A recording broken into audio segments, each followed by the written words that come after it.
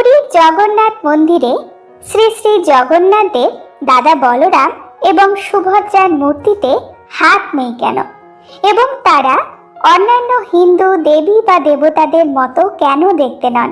তাদের আকৃতি কেন এত অদ্ভুত?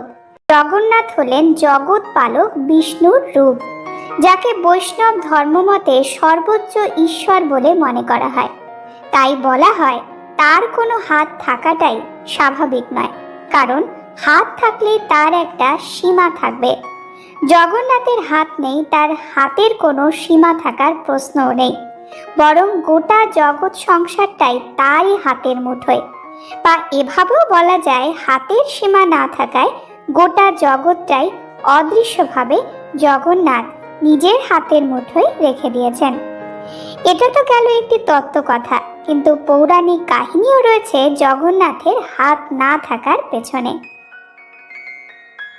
কথিত আছে, কৃষ্ণ বৃন্দাবন ছেড়ে চলে আসার পরে শোকে পাথর হয়ে গিয়েছিল নন্দালয় এবং বাকি বৃন্দাবনবাসী।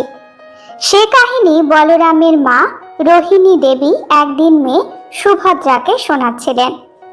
শুনতে শুনতে দুঃখে চোখ বিস্ফারিত হয়ে যায় সুভদ্রার, হাত পা সিঁধিয়ে যায় পেটের ভেতরে। শ্রীকৃষ্ণ এবং বলরামও দরজার বাইরে থেকে মাতা রোহিণীর গল্প শুনছিলেন। তারাও নিজেদের আবেগ চেপে রাখতে পারেননি।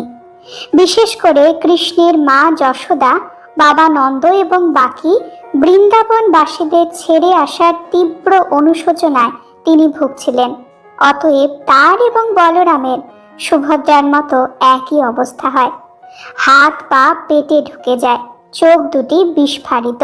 এইরূপই পরবর্তীকালে জগন্নাথ নামে খ্যাত হলো। তবে জগন্নাথের যে হাত পা একেবারেই নেই তা কিন্তু নয়।